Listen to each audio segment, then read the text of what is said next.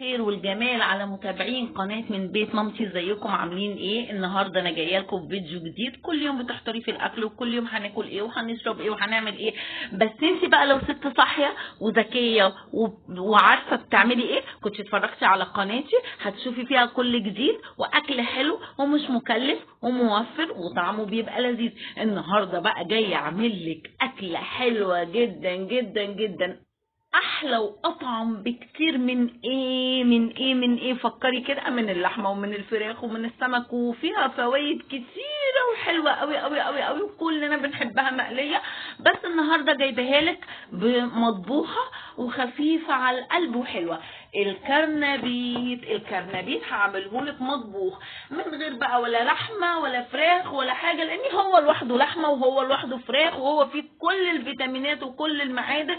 وتعالي يا بيضه يا بياضه اوريك انا هعمل ايه. انا مش هعمل حاجه مكلفه اولا ولا فيها فلوس كتير. دي كرنبيته جايباها ومقطعاها حتت كده اهو وغسلاها غسله حلوه، وهجيب البصل اهو قدامك مقطعاه بصلتين بقى حسب ما انت عاوزه، بصلايه حسب الكميه اللي عندك. انا عشان البصل اللي عندي صغير فانا هاخد بصلتين، قطعيهم بقى بالطريقه اللي تريحك، كبير صغير من كده كده هتستوي ومش هتبين اهي.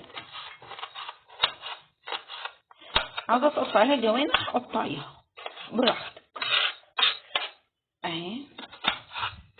بصي بقى عاوزه اقول لك الاكله دي تحفه مع حبه رز بالشعريه، ما عندكيش رز بالعيش كده اهو جنب حبه مخلل بتبقى جميله. ولو انت بقى شاطره وبتتفرجي على فيديوهاتي كده اهو وست ناصحه وموفره، اعملي لايك وشير وكومنت حلو كده زيك علشان يوصلك مني كل جديد، وفعلي الجرس علشان يوصلك مني كل جديد. بصي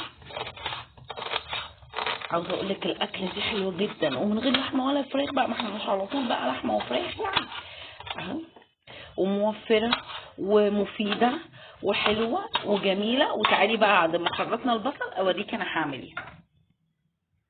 بصي بقى انا هعمل ايه. انا ولا هعملها في حله ولا هنا وانقلها في صينيه، لا هي الصينيه اللي هحطها في الفرن، هي الصينيه اللي هطبخ فيها. بصي انا هنزل السمنه بتاعتي او زيت بقى حسب اللي موجود عندك، حته ليا مثلا موجوده عندك تعملي بيها هتبقى طعمها تجنن. انا اللي متوفر عندي زبده، هنزل عليها البصل. بصي بقى البصل هاخدها تشويحه اهي. عاوزه اقول لك بقى لو حته ليا كمان عندك بتحطيها بتبقى جميله جميله قوي قوي قوي فيها، بس انا ما عنديش طبعا زي ما قلت لك، فانا عندي زبده هحمرها بالزبده.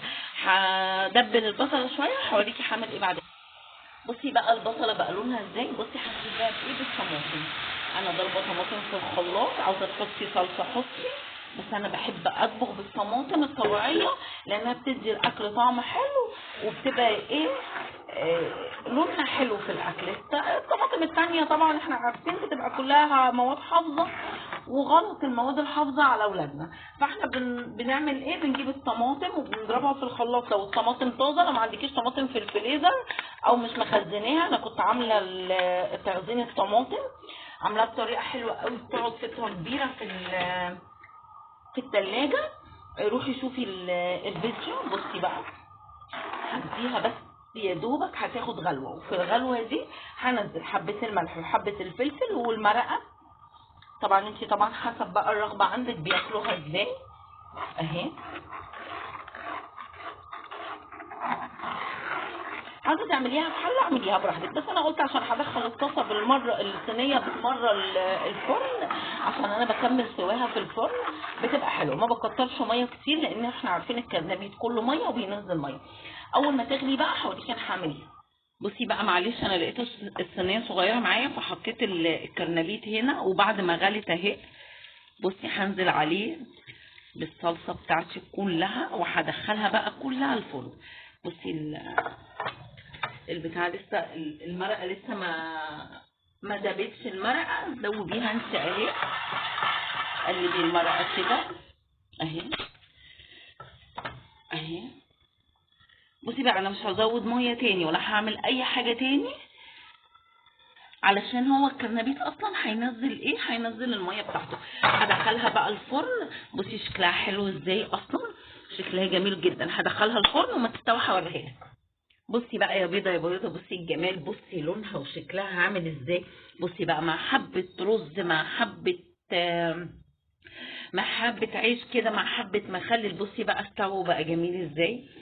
بصي والله طعمه، عاوزه اقول لك طعمه ولا ريحتها وجمالها. وبصي الصلصه اتسبكت فيها ازاي وبقت جميله، وبالف الف هنا وشفا. ويا رب كل وصفاتي تكون بتعجبكم، وتدخلوا تعملوا لي اشتراك ولايك وشير وكومنت حلو زيكم كده. وباي باي في فيديو جديد.